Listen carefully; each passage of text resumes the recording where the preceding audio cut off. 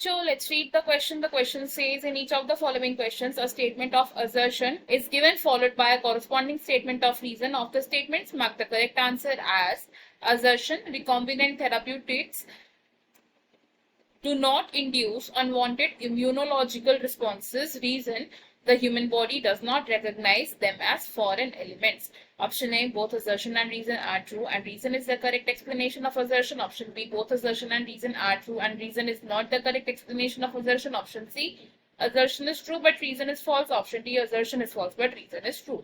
assertion statement में कहा गया है कि recombinant therapeutics unwanted immunological responses को induce नहीं करते हैं. इसका reason बताया गया है कि human body recombinant therapeutics को foreign elements की तरह treat नहीं करता है. इस क्वेश्चन में हमारा की कॉन्सेप्ट होगा application of biotechnology in medicine. The key concept is application of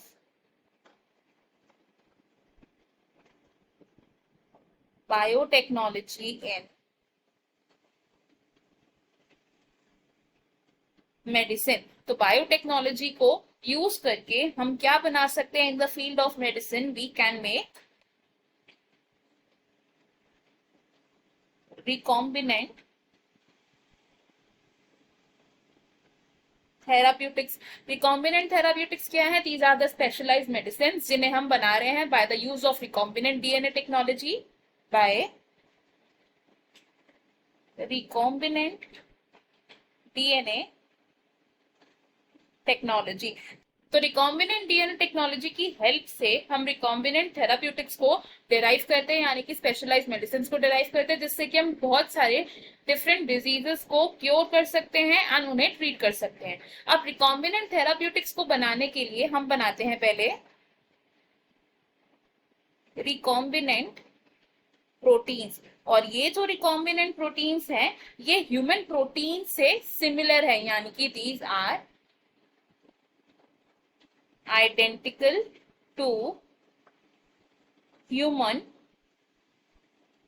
proteins. अब क्योंकि ये रिकॉम्बिनेंट प्रोटीन्स ह्यूमन प्रोटीन्स के साथ आइडेंटिकल है तो ये कोई भी अनवांटेड इम्यूनोलॉजिकल रिस्पॉन्स को इनिशिएट या फिर इंड्यूस नहीं करेंगे. They will not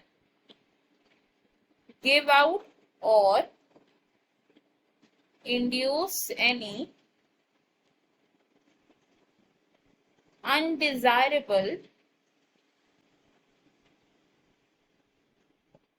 immunological response. अब ये immunological response इंड्यूस ना होने का प्राइमरी रीजन क्या है? क्योंकि ये प्रोटीन्स आइडेंटिकल है टू द ह्यूमन प्रोटीन्स, तो ह्यूमन बॉडी इन प्रोटीन्स को फॉरेन एलिमेंट्स की तरह ट्रीट नहीं करती है, यानी कि ह्यूमन बॉडी को लगता है कि ये उसी के सिंथेसाइज किए हुए प्रोटीन्स है, जिसकी वजह से कोई भी अनवांटेड रिस्पॉन्स नहीं इंड्यूस हो रहा है. एंड ये जो रिकॉम्बिनेंट थेराप्यूटिक्स हैं these are free from the risk of any infections.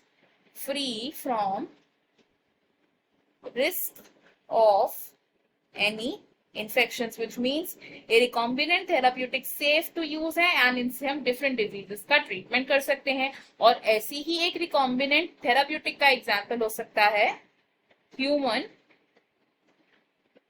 Insulin, जिसे हम यूज करते हैं for the treatment of diabetes. अगर हम अपने ऑप्शंस देखें तो इसमें से हम कंक्लूड कर पा रहे हैं कि असर्शन स्टेटमेंट करेक्ट है, रीजन स्टेटमेंट भी करेक्ट है एंड रीजन करेक्ट, एक्सप्लेनेशन भी है असर्शन का, तो हमारा ऑप्शन ए करेक्ट है एंड बाकी के ऑप्शंस हो जाएंगे incorrect. The correct and final answer for this question is option A. I hope you have understood it well. Best of luck. Thank you.